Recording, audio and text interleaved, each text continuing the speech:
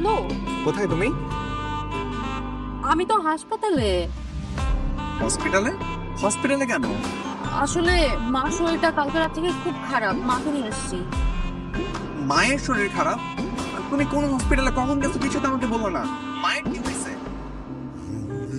মা কালকে রাত থেকে পাতলা পায়খানা করতেছে সারা রাত ধরে, তাই জন্য আর কি হাসপাতালে নিয়ে আসলাম মাকে।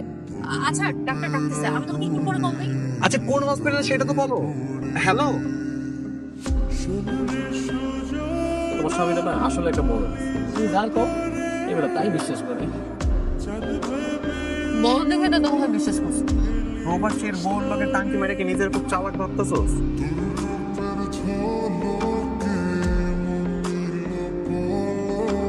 আমার টাকা দিয়ে চিকেন চাপ আমার বস বলো।